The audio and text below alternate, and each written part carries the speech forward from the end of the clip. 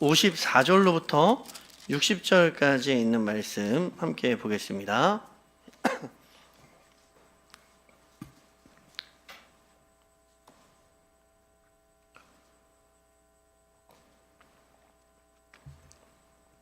사도행전 7장 54절로부터 60절까지 있는 말씀입니다. 우리 말씀을 다 같이 하셨으면 이 말씀 우리가 한 목소리로 합독하여서 읽도록 하겠습니다. 그들이 이 말을 듣고 마음에 찔려 그를 향하여 이를 갈거늘 스데반이 성령 충만하여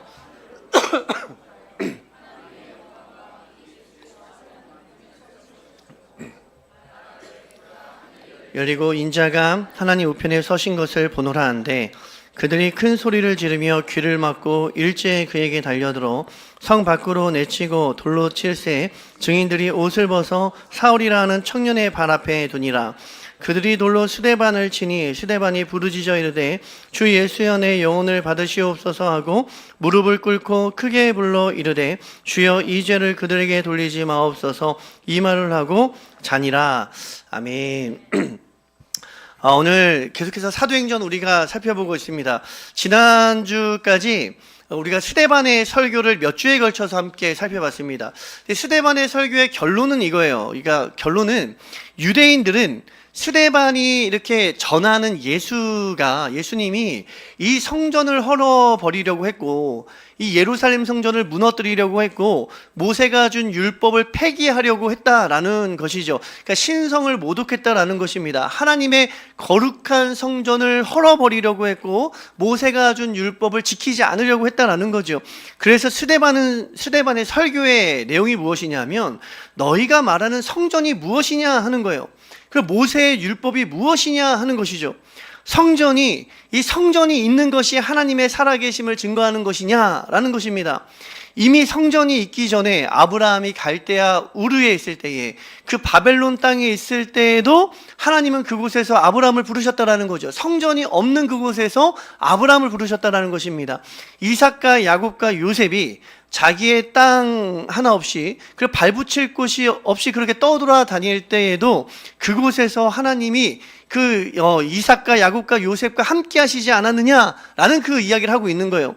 오히려 그 유대인들에게 이 반대되는 질문을 하는 거죠. 지금 너희의 성전은 사람이 만든 우상과 같이 그리고 몰록의 장막으로 대표되는 몰록의 장막과 같이 우상이 되어버려서 그 성전의 화려함에 중독되어 버려서 정작 하나님이 세우고자 하는 그런 진정한 성전은 보지 못하는 것 아니냐 이렇게 반론을 제기하고 있는 것이죠. 스데반의 설교의 결론입니다. 그래서 그 스데반이 이런 이야기를 하는 거예요. 너희가 지금 보고 있는 그렇게 위대하다고 떠받들고 있는 그 성전은 이미 너희들에게 우상이 되어버렸다. 그러니까 그 성전은 사실은 없어져야 되는 거죠. 없어져야지 진정한 하나님께서 원하시는 성전이 딱 드러나게 될 것이다 라는 그런 어떤 의미를 담고 있다라고 볼 수가 있습니다. 근데 이 말을 듣고 7장 54절에서 사람들이 마음에 찔렸다라고 이야기합니다. 마음 안에 격분이 일어났다라는 거예요. 굉장한 분노가 일어났다라고 이야기합니다. 그래서 이 54절에 그 마음에 듣고 그 마음에 찔려라고 이야기하는데 격분이 일어난 거예요. 굉장히 큰 분노가 막 이렇게 솟아쳐 오른 것입니다. 그리고 그들이 그 분노와 격분에 이를 갈면서 이까지 막 가는 거예요. 그러면서 스데반에게 달려간다는 것입니다. 달려들었다라는 거죠. 그런데 이들이 이렇게 분노하고 화를 내고 막 분노에 못 이겨서 자기의 화에 못 이겨서 그 스데반에게 달려드는 이 상황과 이 다음에 스데반의 한번 모습을 보겠습니다. 55절에 보니까 한번 다 같이 읽어보겠습니다. 55절 시작. 스데반이 성령 충만하여 하늘을 우러러 주목하여 하나님의 영광과 하나님의 우편에 서신 것을 보고 스데반이 성령이 충만하여 하늘을 우러러 주목하여 하나님의 영광과 그리고 예수님께서 하나님 우편에 서신 것을 보았다라고 이야기를 하고 있어요. 이거를 새한글 성경을 제가 좀 봤는데 새한글 성경이 이렇게 되어 있습니다. 한편 스테판은 성령으로 가득 차서 하늘을 뚫어지게 바라보았다라는 거예요. 그는 하나님의 영광과 또 예수님이 하나님 오른쪽에 서 계신 것을 보았다 이렇게 이야기하죠. 앞에 유대인들이 스데반에게 막 분노하면서 달려드는 모습과 이 55절의 스데반의 모습을 이렇게 나눠놓고 한번 보십시오. 완전히 다른 분위기의 모습이죠. 한편에서는 죽일 듯이 달려드는 사람들이 있고, 한편에서는 성령으로 가득 차서 하늘을 뚫어지게 바라보는 사람이 있습니다. 이 스데반의 모습이 놀랍도록 평안합니다. 여기 어떤 두려움의 감정들이 없어요. 그냥 하늘을 뚫어지게 바라보았다, 주목하고 있었다, 이렇게만 이야기가 되고 있는 것입니다. 죽일 듯이 달려드는 분위기에 분명히 위협을 당하는 사람이 두려움에 떨어야 되는 게 마땅한 것이죠. 그러니까 죽일 듯이 막 여러 사람이 함께 이 스데반에게 달려들 때에 스데반이 두려움에 떠는 것이 당연한 모습일 것입니다. 그런데 스데반이 그저 평화롭다라는 거예요. 그저 평화롭다. 제가 이것을 보는데 마치 그런 것 같아요. 스데반이 다른 것이 안 보이고 그냥 하나님과 자신만이 보이는 것입니다. 그런 어떤 이미지 같아요. 어떠한 우리가 그럴 때 있잖아요. 아마 이 남자분들은 과거에 다 이제 경험해 보셨겠지만, 우리 아내분 처음 만나셨을 때, 연애할 때에 그 막 사람들이 ung성ung성거리고 번화가에서 만날 때 있잖아요. 번화가에서 데이트할 때에 그때 막 사람들이 ung성ung성거리고 주변이 아무리 시끄러워도 저 멀리서 이렇게 아내분이 딱 다가올 때 어떻게 되죠? 어떤 느낌이 들었습니까? 어떤 느낌이 들었습니까? 네, 아내만 보이잖아요. 막 그렇게 반짝반짝 빛나면서 그 주변이 다 고요해지면서, 그렇지 않나요? 주변이 고요해지면서, 네, 그 아내만이 이렇게 반짝반짝 빛나는 그 아내가 저 멀리서 다가오는 그런 모습이 이렇게 집중해서 보게 되는 그러한 감정, 마치 그러한 분위기가 지금 스데반의 이 내용 가운데 있다라는 거예요. 그러니까 굉장히 주변은요, 굉장히 두렵죠. 굉장히 분노에 차 있습니다. 굉장히 시끄럽습니다. 그런데 스데반만 고요한 거예요. 스데반이 하나님만 보이죠. 하나님을 우러러 보면서 그 하늘을 뚫어지게 바라보았다. 뚫어지게 바라보면서 그 하나님만을 바라보고 있는 그 스데반의 모습을 보게 됩니다. 그래서 그렇게 주변에 어떠한 소음과 또 두려움이 주는 상황들이 스데반에게 영향을 주지는 못하는 것 같아요. 어떻게 그럴 수 있을까? 그런 거죠. 어떻게 이렇게 이 두려움을 주는 이 상황들과 그리고 소음들이 스데반의 감정에 영향을 주지 않을 수 있을까? 분명 그것은 스데반이 하늘을 뚫어지게 바라보았다라는 것과 매우 관련이 있는 것 같습니다. 그러니까 이 말은 단순히 하늘을 눈으로 바라보고 있었다라는 말이기도 하지만, 더 나아가서 그가 정말 하나님과 깊은 관계를 맺고 있었다라는 것이죠. 그 스데반의 눈에는 정말로 하나님만 보이는 거예요. 하나님만, 사랑하는 하나님만 보이면서 그 하나님만이 지금 자신과 눈 맞추고 있는 하나님만이 자신의 눈 안에 들어와 있는 것이죠. 이 마가복음 4장 35절부터 41절에 보면은 우리가 이러한 모습을 예수님에게서 좀 발견할 수가 있는데, 한번 다 같이 한번 읽어볼까요? 마가복음 4장 35절로부터 41절입니다. 시작. 그날 저물 때에 제자들에게 이르시되 우리가 저편으로 건너가자.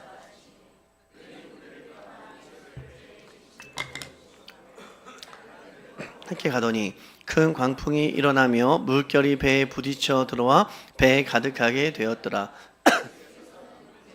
베개를 베고 주무시더니 제자들이 깨우며 이르되 선생님이여 우리가 죽게 된 것을 돌보지 아니하시나이까 하니, 예수께서 깨어 바람을 꾸짖으시며 바다더러 이르시되 잠잠하라 고요하라 하시니 바람이 그치고 아주 잔잔하여지더라.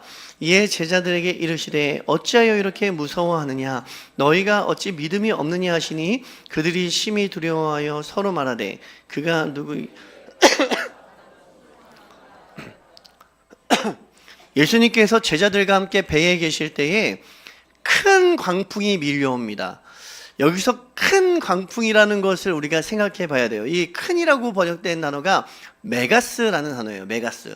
이게 우리가 흔히 말하는 메가라는 그 영어 단어의 그 기원이 되는 단어인데, 이 메가스, 굉장히 큰 광풍이 몰려온다라는 거예요.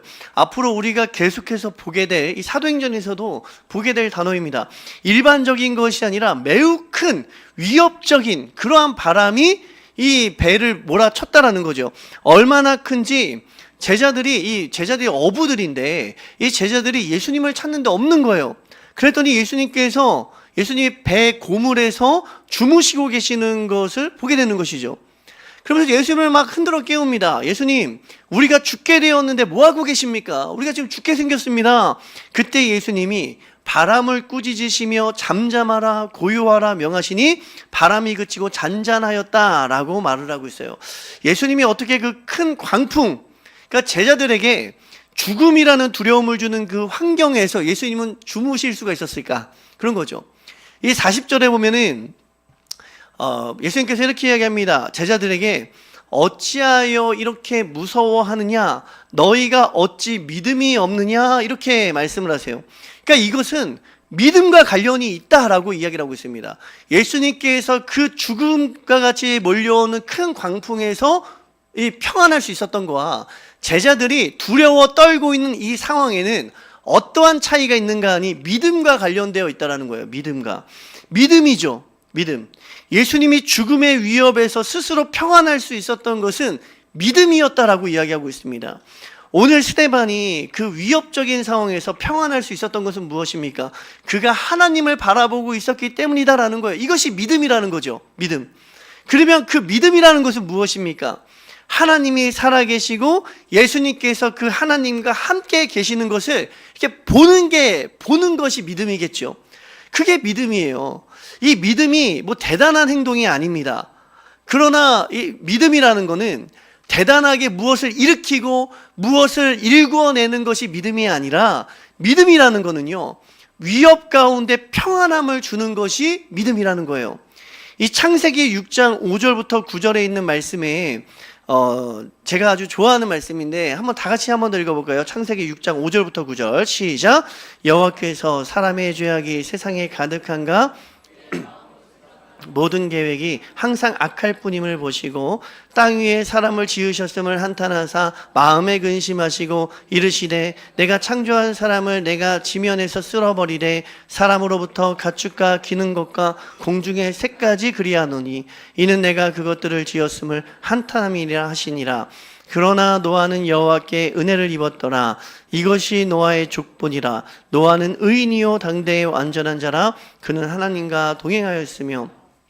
이 노아의 홍수 이야기는 매우 유명하죠. 여기에서 세상의 모습이 어떻게 표현되는가 하니 세상의 모습은요, 사람의 죄악이 세상에 가득함과 그의 마음으로 생각하는 모든 계획이 항상 악할 때라는 거죠. 그러니까 굉장히 이 분위기가 시끄러워요. 영적으로 시끄러운 세상입니다. 굉장히 혼돈한 세상입니다. 굉장히 어지러운 세상이에요. 굉장히 위협적인 세상이죠. 죄악이 세상에 가득한다라는 것은 굉장히 위협적인 상황인 거예요. 그런데 이때에 노아는 여호와께 은혜를 입었더라 이렇게 이야기를 하고 있습니다. 제가 설교 때 자주 인용하는 거기 때문에 많이 들어보셨을 거예요. 노아는 여호와께 은혜를 입었더라. 이거 그대로 우리가 번역해서 제가 이야기를 하면은 이 번역이 이렇게 되어 있습니다. 그러나 노아는 여호와의 눈 안에서 은혜를 찾았다라고 되어 있어요. 그래서 이 노아에 대해서 그 다음 절 9절에 보면은 노아는 의인이요 당대의 완전한 자라. 그는 하나님과 동행하였다라고 이야기를 하고 있습니다. 성도 여러분, 우리가 이 세상에서 믿음을 지키며 사는 게 어렵지 않습니까? 믿음을 지키며 사는 게 어렵잖아요. 그거는 과거나 오늘이나 동일하다라고 생각이 됩니다. 그래서 저는 노아가 너무나도 대단해 보이는 거예요. 모든 사람이 하나님을 찾지 않고 자기 욕심과 자기의 것을 위해서 살아갈 때에 노아가 의롭게 살았다라고 이야기를 하고 있습니다. 노아가 의롭게 살았다라고 이야기하고 있어요. 그 저도 이렇게 예전에 이렇게 직장에 다닐 때 그럴 때 정말로 이 믿음을 지키면서 살아가는 게 얼마나 어려운 일인가. 그리고 그 안에서 우리가 믿음의 싸움을 싸우는 게 얼마나 어려운 일인가. 이게 제가 그때 신학생이면서도 그것을 느꼈는데 하물며 우리 성도님들 얼마나 어려우시겠습니까? 근데 그게 과거에 노아도 그랬다라는 거예요. 노아가 그 당시에 모든 사람들이 하나님을 찾지 않습니다. 모든 사람들이 죄악 가운데 있습니다. 모든 사람들이 자기의 욕심과 자기의 것을 위해 살아갈 때에 그때의 노아가 의롭게 살았다. 그러니까 믿음을 지키며 살았다라는 거죠. 그 의롭게 살았다라는 거는 하나님과 동행하며 살았다라는 거예요. 하나님과 동행하는 삶이 얼마나 많은 손해를 봐야 되는지 아시지 않습니까? 우리 여기서 많은 분들이 아마 이렇게 이 예배를 드리기 위해서 또한 믿음을 지키기 위해서 자기의 것들을 손해보셨던 분들이 굉장히 많을 거예요. 내가 그리스도인이기 때문에 손해보는 일들, 내가 믿음을 지키기 위해서 손해봐야 되는 일들, 내가 믿음을 지키기 위해서 하나님의 뜻을 따라 살아가기 위해서 불법적인 거에 가담하지 않으면서 내가 또 이뤄야 되는 것들, 이러한 것들이 있잖아요. 그러니까 하나님과 동행하는 삶이 우리에게 얼마나 또한 우리 세상적으로 얼마나 많은 손해가 있는지도 우리 아시잖아요. 그런데 노아가 그렇게 살았다라는 거죠. 어떻게 그랬을까요? 8절에 있는 거예요. 노아가 여호와의 눈 안에서 은혜를 찾았기 때문이다라는 거예요. 은혜를 찾았기 때문에 그가 의로운 삶으로 살았다라는 거죠. 의로운 삶을 살았기 때문에 은혜를 찾은 것이 아닙니다. 노아가 하나님의 눈 안에서 은혜를 찾은 자이기 때문에 그가 의로운 삶을 그 시대 가운데 살아갈 수 있었다라는 거죠. 여호와의 눈을 바라봤기 때문에, 오늘 본문으로는 그 스데반과 같이 여호와를 뚫어지게 보았기 때문에, 하늘을 향해 자기의 눈과 시선을 고정했기 때문이다라는 거예요. 하나님과의 관계이죠. 하나님과의 관계입니다. 그렇기 때문에 그 죄가 많은 세상에서 그가 타락하지 않고 넘어지지 않고 살아갈 수 있었던 것이죠. 하나님과의 관계가 이렇게 붙잡혀 있었던 거예요. 어쨌든 이러한 평안에도 불구하고 이제 오늘 본문으로 다시 돌아와서 스데반이 순교를 하게 되죠. 이 순교의 장면을 한번 보십시오. 58절에 보니까 성 밖으로 내치고 돌로 칠세 증인들이 옷을 벗어 사울이라는 청년의 발 앞에 두니라. 스데반을 돌로 치는 자들에 대해서 증인들이라고 이야기를 하고 있죠. 증인들. 여기서 증인들이라는 의미는 무엇이냐 하면, 스데반이 신성을 모독하여서 돌에 맞아 죽을 마땅한 죄를 지었다라는 것을 책임지고 증언하는 사람들입니다. 흔히 우리도 오늘날 그 증인들이 거짓 증거를 하면 어떻게 됩니까? 책임을 지잖아요. 그 거짓 증언에 대한 책임을 집니다. 그러니까 오늘 본문에 이 증인들도 그런 거예요. 스데반이 돌로 맞을 만한 충분한 죄가 있다라는 걸 내가 증명하겠습니다. 내가 증언하겠습니다. 만일 그렇지 않으면 내가 벌을 받겠습니다. 라고 나서는 사람들이 있었다라는 거죠. 그런 사람들이 증인들입니다. 그리고 그들이 그곳을 사울이라는 청년의 발 앞에 둔다라는 거예요. 여기서 우리가 잘 아는 그 사울이죠. 흔히 말하는 바울이 처음 등장을 합니다. 스데반을 돌로 치는 사람들이 옷을 사울의 발 앞에 두었다라는 것은, 사울이 이 당시에 젊은 청년이었지만 우리가 잘 알다시피 이 사울이 가말리엘 학파에 굉장히 큰 그 율법의 교육을 받은 자였습니다. 그래서 율법에 능한 자로 나오죠. 능한 자. 그러니까 그 율법으로 지금 판단을 해야 되잖아요. 이 사람이 정말로 율법으로 죽을 만한 죄를 지었느냐, 짓지 않았느냐, 이거를 판단해야 될 만한 권한이 사울에게 있었다라는 거죠. 그래서 사울이 율법에 능한 자로서 이 증인들을 승인할, 그래 너희들의 말이 맞다, 증인들 너희들의 말이 맞다라고 승인할 만한 권한, 그러니까 재판관으로서의 권한이 있었다라는 것을 의미한다라고 볼 수가 있습니다. 그리고 그 증인들이 스데반을 59절에서 결국에는 돌로 치는 거죠. 이 사울의 허가가 있었던 거죠. 허가가 있고 이들이 돌로 치는 것을 보게 됩니다. 이 돌에 맞는 이 순간에 스데반은요, 기도를 하죠. 그리고 60절에서 무릎을 꿇었다라고 이야기를 하고 있습니다. 근데 여기서 무릎을 꿇었다라는 이 말은 원어로 보게 되면은 무릎을 두었다라는 말이에요. 두었다. 물론 무릎을 꿇을 때 이렇게 땅에다가 무릎을 이렇게 대는 거죠. 대는 건데, 그거보다 무릎을 꿇다라는 그 단어보다 의미적으로 무릎을 두었다라고 표현하고 있는 것이 좀 주목이 되는 것 같습니다. 그러니까 스데반은요, 무릎을 두었어요. 두었는데 누구에게 무릎을 두었을까요? 당연히 이 앞에서 하나님께 두었겠죠. 왜냐하면 앞에서 보니까 스데반이 이렇게 이야기합니다. 그들이 돌로 스데반을 치니 스데반이 부르짖어 이르되 주 예수여 내 영혼을 받으시옵소서 하고 무릎을 두고 크게 불러 이르되, 이렇게 기도를 했다라고 이야기하죠. 그러니까 하나님께 자신의 무릎을 두는 것입니다. 여기서 스데반을, 아까 이야기했지만 스데반을 돌로 치는 증인들이 나오잖아요. 증인들은 자신들의 책임을 권위에 두었습니다. 권위, 사람에게 두었다라는 거예요. 사람에게 두고, 지식에게 두고, 뭔가 이게 능력에 두고, 세상 것에 두었다라는 거죠. 그러나 이 스데반은 자신의 삶의 책임과 심판을 누구에게 두는가 하니 하나님께 두었다라는 거예요. 사람이 판단하는 것이 아니라 하나님이 판단하시기를, 자신의 삶의 심판자로서 하나님, 그분 앞에 자신을 두었다라고 이야기를 하고 있습니다. 그러니까 이 스데반이 이 자신의 의로움을 판단받아야 되잖아요. 이 판단을 누구에게 받겠다라고 두었는가 하니, 자신의 삶을 두었는가 하니 하나님께 자신의 삶을 판단받기를 두었다라는 거죠. 그러니까 사람들이 이 스데반을 돌로 칠지언정, 신성 모독한 자라고 비난하며 이 스데반을 돌로 칠지언정, 스데반은 그 가운데에서도 변명하지 아니하고 비난하지 아니하고 평안할 수 있었던 이유가 무엇입니까? 나의 판단은 사람에게 받는 것이 아니라 하나님께 있다라는 것을 이 스데반이 그의 믿음으로 선포했기 때문이다라는 것입니다. 그래서 로마서 12장 19절에 있는 말씀 한번 다 같이 읽어보겠습니다. 로마서 12장 19절 시작.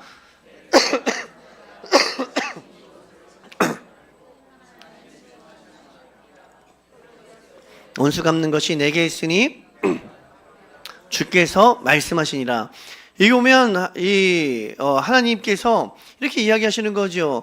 너희가 친히 원수를 갚지 말고 하나님의 진노하심에 맡기라 라는 거예요. 그러니까 이 그리스도인들은요, 하나님과의 관계에서 하나님께서 나와 함께 하시고 나를 이끄시고 내가 하나님 편에 서 있으면 주님께서 내 편에 서실 거다라는 걸 믿는 자들이죠. 그걸 보는 자들인 거예요. 그래서 이 스데반이 하늘을 우러러 봤을 때 하나님과 그의 우편에 예수님께서 서 계신 것을 보았다라고 이야기합니다. 서 계신 것을 보았다. 흔히 구약 성경에는요, 하나님께서 앉아 계십니다. 보좌에 앉아 계세요. 왕처럼 보좌에 앉아 계시는 것으로 많이 표현됩니다. 왜냐하면 하나님은 통치자이기 때문에, 왕이시기 때문에. 그런데 오늘 본문에는 특별하게 하나님이 서 계셨다라고 이야기를 하고 있어요. 그래서 서 계시는 장면이 어떨 때 사용되는가 이렇게 보면은 하나님께서 변호사일 때 서 계십니다. 변호사일 때 서 계세요. 특별히 오른편에 서 계실 때에, 증인의 오른편에 서 계실 때에 마치 내가 어떤 고발을 당해서 억울한 일을 당할 때 옆에 오른편에 변호사가 자신을 대신해서 막 변호를 해주잖아요. 그럴 때에 서 계신다라는 표현이 쓰는 경우가 많다라는 거죠. 마찬가지로 지금 스데반이 자신의 삶을 하나님께 올려드립니다. 그러니까 사람들은 스데반이 죄인이라고 이야기하고, 스데반이 신성을 모독한 자라고 이야기하고, 율법에 능한 사울조차도 그 말이 맞다라고 이야기하는 그러한 상황 가운데 아무도 내 편이 없고 아무도 나를 돌아보지 아니하는 그런 상황 가운데 스데반이 하나님과 눈을 맞추고 있는 거죠. 근데 하나님의 눈을 보니까 하나님이 내 편인 거예요. 하나님이 내 편이고 하나님이 나를 위해서 변호해주고 있는 거죠. 그러니 스데반이 이러한 상황 가운데 평안할 수 있었다는 거죠. 평안이 바로 하나님의 눈을 보는 데에서 얻게 되는 것이다 라고 볼 수가 있습니다. 그래서 역대하 24장 22절에도 이렇게 이야기하죠. 역대하 24장 22절 제가 읽어드리겠습니다. 요아스 왕이 이와 같이 스가랴의 아버지 여호야다가 베푼 은혜를 기억하지 아니하고 그의 아들을 죽이니 그가 죽을 때 이르되 여호와는 감찰하시고 신원하여 주옵소서 하니라. 이 스가랴라는 이 제사장이 요아스의 왕에 의해서 죽임을 당합니다. 이 좋은 말을 했다가, 아주 왕이 회개해야 됩니다, 이 말 했다가 이 죽임을 당하는 거예요. 근데 그때에 이 스가랴가 하나님을 바라보죠. 하나님을 바라보면서, 주님, 내가 이렇게 억울하게 죽임을 당하지만, 이 힘 앞에, 권력 앞에 죽임을 당하지만 주님께서 판단해 주실 것입니다. 주님께서 나의 영혼을 책임져 주시고, 주님께서 나를 신원하여 주시고, 주님께서 내 영혼에 대한 판단을 하실 것입니다 라고 그 억울함을 하나님께 호소하는 것을 보게 되는 것입니다. 이 요한계시록 6장 10절에서도 한번 다 같이 읽어볼까요? 요한계시록 6장 10절 읽어보겠습니다. 시작. 큰 소리로 불러 이르되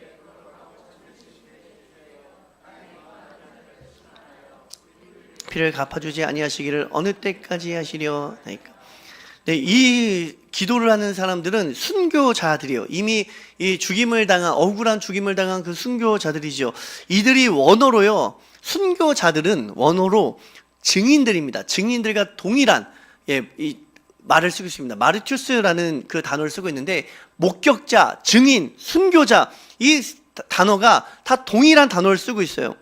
세상의 증인들은 자신의 삶을 권력이나 권위에 두죠. 자신의 삶의 어떤 의탁을 세상의 권력이나 힘에 둡니다. 그러나 하나님의 증인들은요, 자신의 삶을 누구에게 두는가 하니 하나님 앞에 두는 자들이 바로 증인들이다 라고 이야기를 할 수 있는 것이죠. 이것이 믿음이라는 거예요. 믿음. 세상의 그 치열한 도전 앞에서도 자신의 인생의 판단을 하나님께 둘 수 있는 것이죠. AI가 발달하고 지식이 발달하고 수많은 정보들이 막 넘칩니다. 우리는 그것들을 너무나도 쉽게 의지하게 되죠. 다들 뭐 그렇게 살아가니까 뭐 그 세상의 어떤 그 조류를 따라서 그렇게 살아가고자 하는 그런 불안감들, 그러한 어떤 우리의 욕망들이 있습니다. 그걸 따라가지 아니하면 불안하게 되는 그런 마음들이 있죠. 그러나 여기서 믿음이라는 것을 통해서 우리가 평안을 얻어야 되는 거예요. 세상에 수많은 어떤 그 정보와 지식들 가운데 우리의 귀를 어지럽히고 우리의 마음을 혼돈하게 만들고 우리를 죄 가운데 유혹하는 이러한 소리들이 있습니다. 얼마나 요즘에 이 세상이 이 재물에 또한 이 물질에 사로잡혀 있는지 우리가 당장 그것을 쫓아가지 못하면 떨어질 것만 같은 두려움과 우리의 마음을 혼탁하게 만들고 두렵게 만드는 일들이 있잖아요. 그리고 심지어는 그러한 유혹들이 우리를 죄 가운데로도 유혹하는 경우들이 있죠. 그래서 예전에 얼마 전에 뉴스에도 보니까 막 그 캄보디아에서 그 젊은 청년들이 그렇게 이 범죄에 가담하게 되고 이런 거 보게 되면 그 안에 많은 그 유혹들, 결국에는 그 유혹을 따라 살아가는, 내가 이때가 아니면 살아갈 수 없을 것만 같은 불안감에 넘어져서 그렇게 죄 가운데 빠지고 유혹 가운데 빠지는 이러한 모습들을 보게 됩니다. 이 불안함이죠, 불안함. 우리를 어지럽게 만드는 것. 그러나 여기서 우리는 믿음이라는 것을 통해서 우리가 평안을 얻어야 됩니다. 믿음이라는 것은 단순히 하나님 되게 하여 주옵소서, 하나님 될 줄로 믿습니다, 이것이 믿음이 아닌 거예요. 믿음이라는 것은 무엇입니까? 내가 지금 선하게 살고 내가 의롭게 살고 내가 하나님의 길을 행하여 사는 것을 하나님이 반드시 판단하실 것이다 라는 소망이 믿음이에요. 내가 어느 누구도 나를 인정하지 않아요. 어느 누구도 나를 알아보지 않습니다. 내가 이렇게 착하게 사는 것, 내가 선하게 사는 것, 하나님을 위하여 내가 헌신하는 것, 누가 알아보겠습니까? 아무도 못 알아보는 거예요. 그런데 그럼에도 불구하고 그가 평안하고 그가 불안해하지 아니하고 그가 노여워하지 않는 것은 무엇입니까? 하나님이 나를 판단하시고 하나님이 내 삶을 아신다라는 것을 보기 때문에, 눈을 들어서 그것을 보기 때문에, 하나님과 눈을 맞추며 살아가기 때문에 분노하거나 두려워하거나 마음이 흔들리지 아니한다라는 거죠. 그 안에 평안함이 있다라고 이야기를 하고 있습니다. 하나님을 바라본다라는 것은 바로 그거예요. 바로 그것입니다.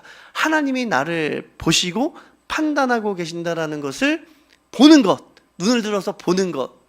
그래서 눈을 들어서 딱 봤는데 하나님이 나를 보고 계시는 것을, 그 은혜를 내가 알게 되는 것, 이것이 바로 믿음이다라는 거죠.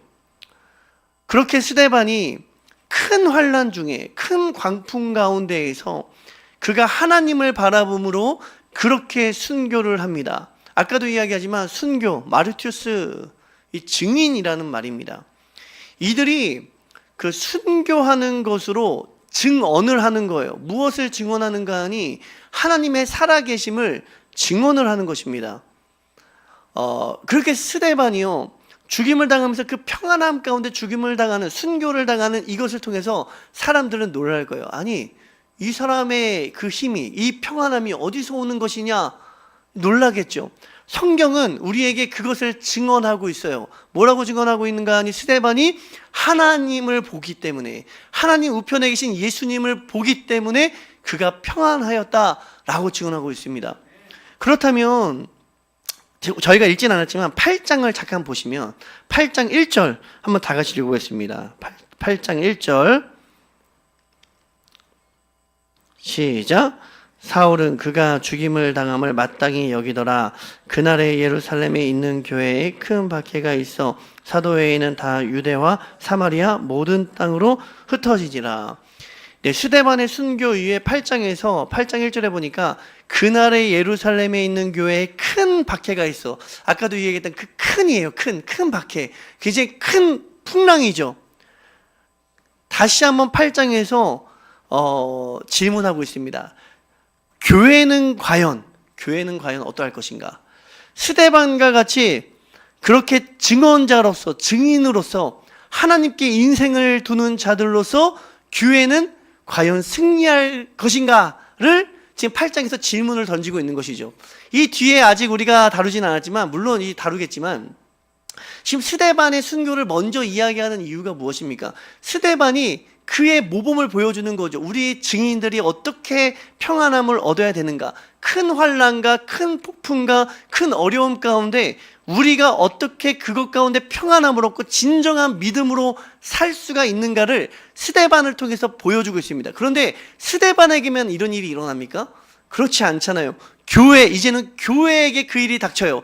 교회에 닥친다라는 것은 모든 성도들에게 그 일이 닥친다라는 거예요. 그러면 질문을 하는 것입니다. 8장 1절은 그 질문을 지금 던지고 있는 거예요. 교회는 어떻게 될 것인가? 교회는 그 큰 박해 가운데 과연 스데반과 같은 믿음을 가지고 살아갈 수 있을 것인가? 그 질문을 한다라는 것입니다. 우리가 그것도 살펴보겠지만, 사랑하는 대로교회 성도 여러분, 우리가 말씀을 마치면서요, 스데반의 모습은 이 다음에 이어지는 교회에 대한 환난의 예고입니다. 환난의 예고예요. 그렇다면 그 환난 가운데, 교회도 당할 그 환난 가운데 교회는 어떻게 할 것인가에 대한 질문이기도 합니다. 그리고 그 질문은 오늘 우리에게 던져지는 질문이기도 해요. 이 초대교회는 우리가 초대교회를 닮아가자라고 이야기하는데, 결국에는 초대교회 사도행전의 끝에 가면은 이 사도행전의 끝에서 우리는 다시 한번 질문을 받게 되겠죠. 초대교회는 이렇게 살았는데 너희는 어떻게 살 것이냐? 초대교회도 이러한 큰 풍랑 가운데 이렇게 믿음을 지켰는데, 그렇다면 오늘날 교회는 어떻게 살아갈 수 있겠는가? 너희는 정말 이렇게 살아갈 수 있겠는가에 대한 질문을 던질 것입니다. 우리 각계는요, 이 질문 앞에 지금 놓여져 있는 거예요.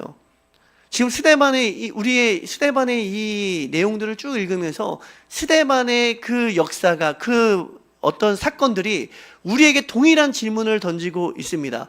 스데반이 의로운 자고, 하나님께서 판단하실 때에 스데반은 의로운 자라고 판단을 받게 되는데, 그러면 나의 삶은 어떠한가라는 거죠. 나의 삶은 하나님께 나의 삶을 두고 있고, 하나님을 바라보고 있고, 이 세상의 여러 가지 그 큰 풍랑과 같은 이 시점에서, 이 상황 가운데 우리는 마음의 평안함을 가지고 있는가? 우리 각계에는 나의 믿음을 지금 어디에 두고 있는가를 성경은 지금 우리에게 질문하고 있다는 것입니다. 사랑하는 성도 여러분, 우리는 그리스도인입니다. 그리스도인이라는 것은 세상과 다른 길을 가는 자들이에요. 다른 길을 가다 보니까 당연히 큰 환난이나 어려움들이 있을 것입니다. 왜냐하면 세상은 우리를 도전하기 때문이에요. 그 길을 막는 자들이기 때문입니다. 그렇지만 그 환난과 어려움들 가운데 어떻게 평안함을 가질 수 있겠습니까? 그것은 바로 믿음이라고 이야기합니다. 그 믿음은 하나님을 바라보는 것으로부터 시작이 됩니다. 하나님을 바라보는 것으로부터, 하나님 눈에 있는 그 은혜를 찾는 것으로부터 그 평안함이 시작된다라고 이야기합니다. 우리의 삶을 우리의 능력이나 재물이나 우리가 가지고 있는 그런 것들에, 세상 것들에 두는 것이 아니라 하나님 앞에 두시기를 소망합니다. 그러면 그때에 비로소 주님께서 주시는 놀라운 평안이 우리를 잡아주실 줄로 믿습니다. 환난 가운데 흔들리지 아니하는 그 믿음을 통해서 날마다 승리하실 수 있는 우리 성도님들의 삶이 되시기를 주님의 이름으로 축원드립니다. 아멘. 다시 자리에서 일어나셔서 함께 찬양 드리겠습니다. 우리 주품에 함께 찬양 드릴까요?